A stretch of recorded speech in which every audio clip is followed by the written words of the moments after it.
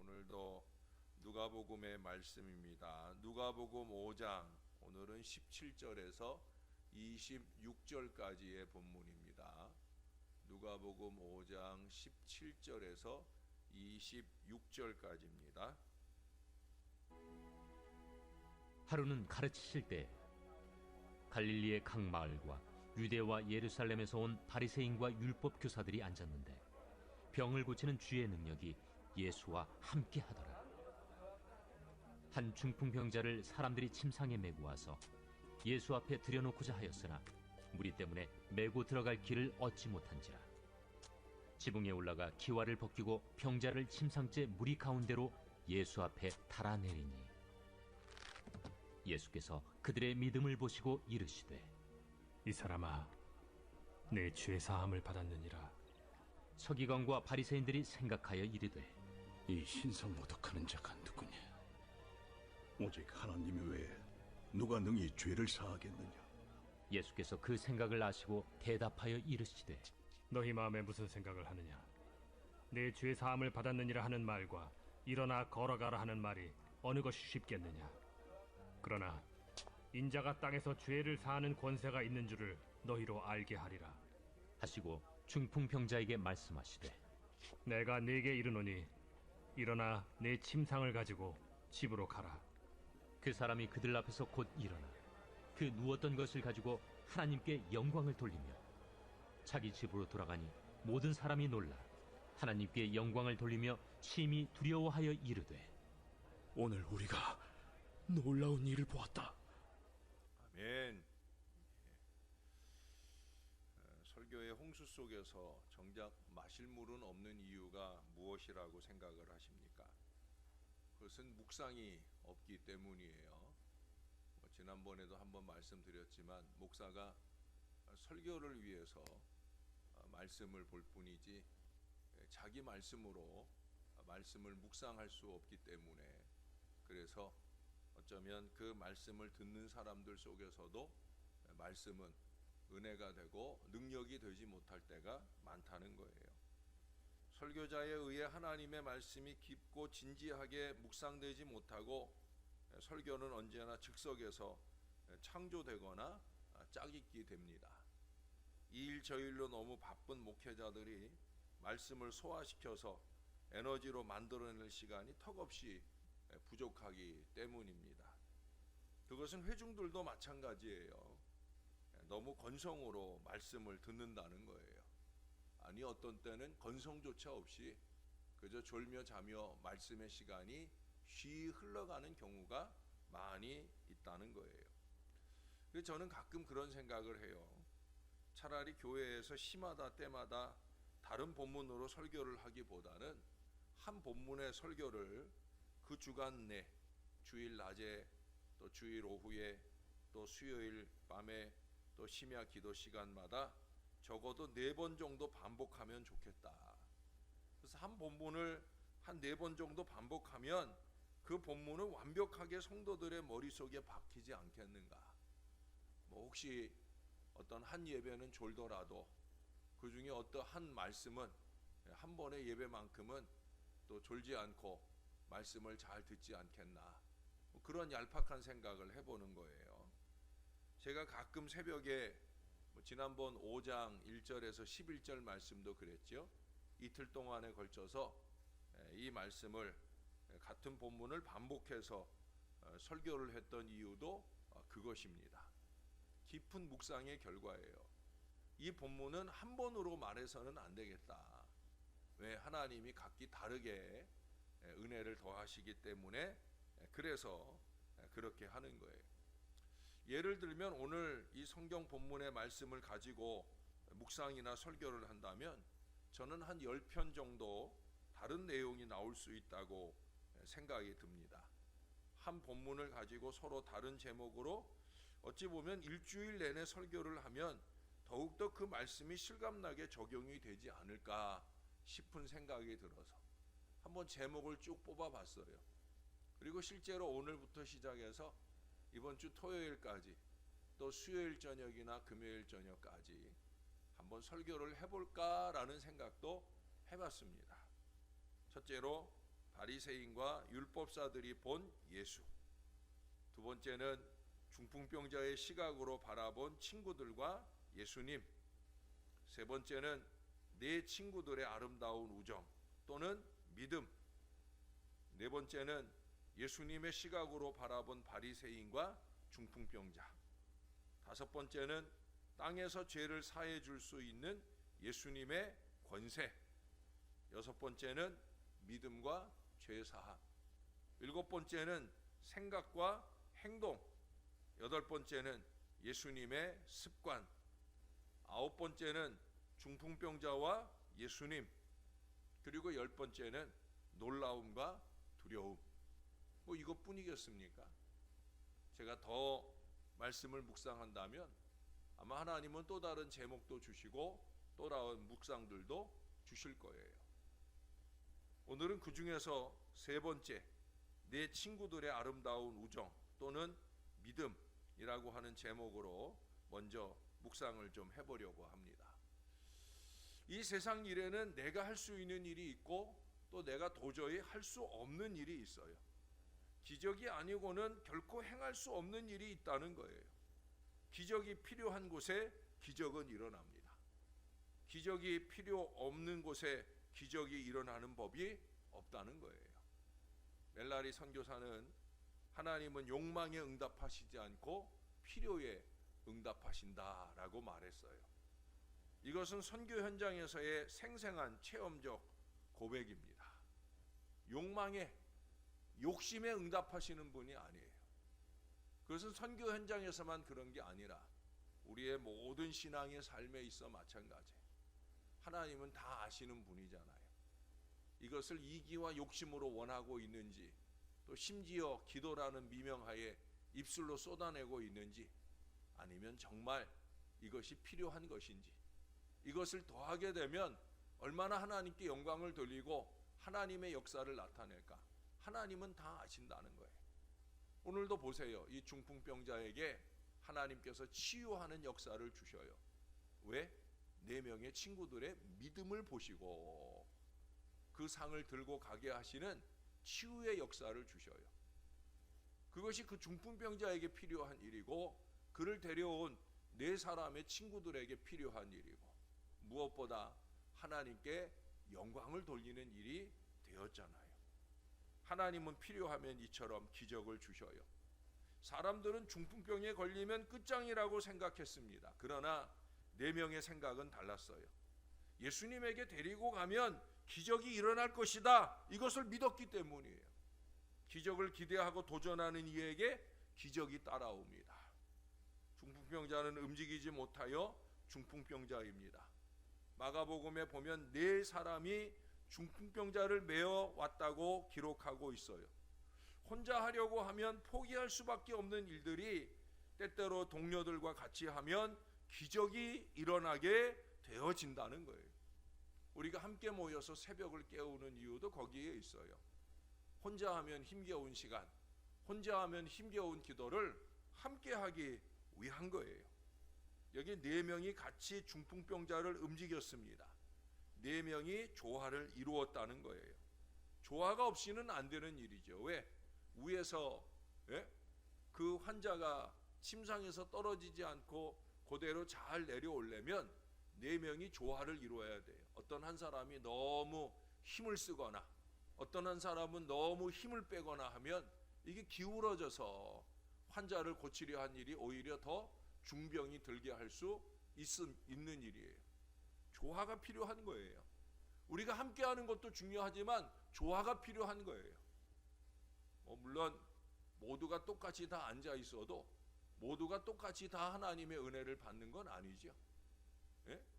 이 시간에 모두가 다 똑같이 하나님의 은혜를 받을 수 있으면 얼마나 좋겠습니까마는 안 그런 경우가 많아요. 여러분, 공동체의 조화 안으로 들어오셔야 됩니다. 모두가 은혜 받을 땐 나도 같이 은혜 받아야 되고 모두가 함께 쉴 때는 나도 함께 쉴 수 있어야 되는 거예요. 그래야 건강한 신앙인 거예요. 조화가 필요합니다. 혼자 엉뚱하게 하려고 하지 말고 같이 일하려고 하는 이들에게 기적이 따라온다는 거예요. 자꾸 독불장군 신앙, 혼자 별난 신앙 하려고 하지 말고 다른 사람과 좋아하고 다른 사람들과 똑같은 모습으로 신앙을 하면 더욱더 많은 은혜와 기적의 역사가 일어날 수 있다는 거예요. 사랑하는 여러분, 여러분 옆에 믿음의 동지가 있음을 보아야 합니다. 또한 내가 누군가의 믿음의 동지가 되어 주어야 합니다. 한번 옆 사람을 보세요. 이 사람들이 여러분들의 새벽 기도의 동지들이에요. 함께 새벽을 깨우고 함께 말씀을 들으며 함께 은혜 안에 기도하고 각기 드리는 기도의 제목은 혹 다를 수 있어도 우리가 하는 모든 기도에 합력하여 선한 역사가 일어나게 될 줄로 믿습니다. 여기 4명의 친구들은 포기하지 않고 동료들과 함께 중풍병자를 메워 오니까 사람들이 너무 많아서 도저히 예수님 앞으로 이 중풍병자를 옮길 수가 없었습니다. 문제가 컸어요. 사람이 많아 예수님께 가는 길이 없다는 것이 문제입니다. 여러분 잊지 마세요. 은혜로운 일에도 문제는 있어요. 예수님을 보겠다고 예수님께 은혜 받겠다고 모여있는 사람들이 오히려 문제로 작용하는 경우도 있다는 거예요. 그러나 중요한 건 뭡니까? 그들은 위를 보았다는 거죠. 그러자 지붕을 뚫을 수 있는 지혜가 생겼습니다. 이같이 포기하지 않고 동료를 보고 위를 보는 이들에게는 기적이 따라오는 거예요. 하려고 하는 그런 사람들에게는 할 수 있는 능력이 생기는 법이에요. 자꾸 할 수 없다, 못한다 이러면서 일을 방해하거나 하지 않으려고 하니까 문제지. 우리가 할 수 있다, 하면 된다 하는 믿음을 가지고 한번 트라이, 시도하면 반드시 프로브, 증명이 되는 거예요. 이 하나님의 말씀은 끊임없는 그 증명의 역사를 우리들에게 보여줍니다. 말씀을 믿는다면, 말씀 위에 굳게 서는 사람이라면 우리는 해봐야 되는 거예요. 여러분 내년 50주년에 제발 부탁을 드려요. 여러분 새벽 용사들만이라도 목사가 비전의 50년을 새롭게 시작하는 50주년 희년의 해에 하나님이 저를 통해 하고자 하시는 일들이 이 교회 가운데 있다고 하면 미친 듯이 한번 믿고 따라와 보셔요. 그러면 우리는 종이 여러분들을 섬겼던 지난 8년, 9년 역사보다도 더 다른 역사의 미래를 분명히 볼 수 있을 겁니다. 중요한 건 뭐예요? 하는 거예요. 하는 거예요. 4명에게는 기적이 따랐잖아요. 포기하지 않고 합력하여 위를 보았기 때문이에요. 중풍병자를 도왔던 4명과 같은 그런 우정어린 친구가, 교우가, 가족이 과연 나에게 있는가? 어떻습니까, 여러분? 아니 나는 또한 다른 사람을 그렇게 누군가의 협력과 도움으로 함께 도울 수 있는가 돌아보는 이 아침이 되시기를 주님의 이름으로 축원합니다. 이번에는 10번째, 놀라움과 두려움으로 라고 하는 주제를 가지고 한번 더 묵상을 해보려고 합니다. 26절입니다. 사람들이 다 놀랐다고 그래요. 그래서 두려운 마음도 생겼다고 그래요. 놀랐다라는 말은 제정신이 아니었다는 말인데, 자 보세요. 가장 종교적이고 교리적이고 율법을 완벽하게 지켰던 서기관, 바리새인, 더 나아가 율법사들도 놀라버렸다는 거예요. 여러분 그들을 놀라게 할 사건이 이 세상에 무엇이 있겠습니까? 왜? 그들은 제일 잘난 사람들이거든요. 자기들이 누구를 놀라게 할 수는 있어도 무엇인가를 통해서 놀랄 거라고 생각하지 않는 사람들이에요. 그런데 그들이 놀랐다는 거예요. 그것은 그들이 그동안 체험해보지 못한 신적인 현존을 체험하고서 마치 황홀경에 빠진 것 같은 그런 상황이 되었기 때문입니다. 살아계신 하나님을 두 눈으로 직접 목격한다면 놀라지 않을 일이 어디 있겠습니까? 여러분 그렇다고 한다면 우리는 예배 때마다 놀라야 되는 거예요. 예? 지금 우리 앞에 계셔서 우리의 예배를 받아주시는 그분을 만나고 그분의 말씀을 친히 들을 수 있는 시간으로 우리가 이 시간을 보낼 수 있다고 하면 우리는 새벽마다 놀라야 될 줄로 믿습니다. 비록 부족한 종이 전하는 말씀이지만 우리는 얼마든지 놀라움으로 이 말씀을 들을 수 있어야 되는 거예요. 여기 보세요. 서기관이나 바리새인 율법사들은 그동안 자칭 성경 전문가로서 하나님을 수없이 말했지만 정작 자신들은 하나님을 만나본 일도 없고 하나님의 기침소리조차 들어본 일이 없고 머릿속에 관념으로 존재하는 하나님을 그럴듯하게 말하는 것에만 1등이었다는 말이에요. 그런데 지금 눈앞에서 생생하게 벌어진 하나님의 임재의 모습을 보고는 그만 눈이 휘둥그레져 버렸어요. 뭐 꼬투리 잡을 일 없나 하는 마음으로 사사건건 시비를 걸었는데 지금 눈앞에서 벌어진 사건을 보고는 그만 깜짝 놀라 버렸고 이내 강한 두려움까지 느끼고 있더라는 거예요. 나의 신앙생활이나 신학사상을 잘 들여다보면 나도 모르게 서기관과 바리새인 같이 이렇게 딱딱하고 교리적이고 감동도 없고 재미도 없고 남을 용납하지도 않고 기적도 없는 그런 사람이 되어 있지는 않은가. 날마다 기도하겠다고 새벽에 나와 있는데 내 삶에는 아무런 기도의 결과들이 일어나지 않는 그런 불행한 삶의 모습이 나의 삶 가운데 여전한 채 살고 있지는 않은가. 여러분 좀 냉정하게 따져봐야 됩니다. 하나님은 분명 기적의 하나님이고 하나님께 기도하는 모든 필요에 대해서 응답하시는 하나님이신데 왜 나는 요 모양 요 꼴로 살아가고 있을까? 여러분 죄송하지만 우리가 냉정하게 돌아봐야 된다는 거예요. 이건 정말 두려운 일이 아닐 수 없어요. 여러분 무엇보다 심령이 굳어버렸다는 것, 심령이 굳어버렸다는 것, 이것만큼 큰 아프고 답답한 일이 없어요. 왜 그래요? 은혜를 못 받으니까. 은혜를 못 받아요. 심령이 굳어버리면 은혜를 받지 못해요. 심령이 말랑말랑해야 돼요. 언제나 은혜를 갈망하고 간절한 마음으로 하나님 앞에 서서 하나님을 만나는 그 심령 가운데 하늘의 놀라운 은혜가 임하고 그 은혜가 기적의 역사까지 나아가는 우리는 그런 심령이 되어야 된다는 거예요. 자, 이런 식으로 서로 다른 시각과 입장에서 한 본문의 말씀을 여러 번 묵상하고 여러 번 설교한다면 훨씬 생생하게 말씀이 가슴에 와 닿을 거예요. 내일도 오늘 본문 가지고 제가 또 설교해 볼까요? 모레도 한번 해볼까요? 얼마든지 그럴 수 있습니다만은 아마 벌써 둘째 날, 셋째 날쯤 가면은 넷째 날쯤에는 여러분들이 오늘도 또 그 본문일 텐데 라는 이런 선입견이 앞서게 되고 은혜가 깊어지지 못할 우려가 있는 거예요. 우리는 늘 그렇게 신앙해 왔으니까 그걸 좀 깨버려야 되는데 그러나 그 우려를 무시할 수 없기에 오늘 본문의 말씀은 오늘로 2번이면 됐잖아요. 2가지의 주제로 각기 말씀을 들었습니다. 여러분 하나님의 말씀을 듣는 여러분들도 한 가지 측면에서만 말씀을 알고 다 알았다고 착각하지 마세요.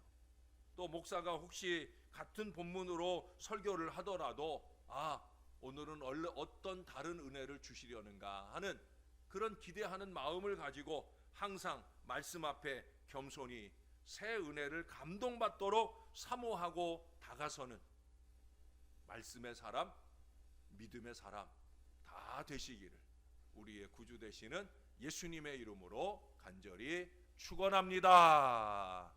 기도하겠습니다. 좋으신 아버지 감사합니다. 참 많이 우둔하고 지혜 없는 저에게도 이렇게 주의 말씀을 묵상하여 깨달을 수 있는 은혜를 주시고 오늘도 2가지 주제로 묵상한 말씀을 증거할 수 있게 인도해 주시니 감사합니다.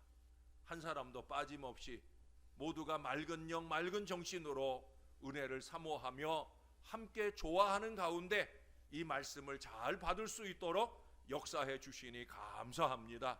하나님 말씀이 우리에게 관념이 되지 말게 하옵소서.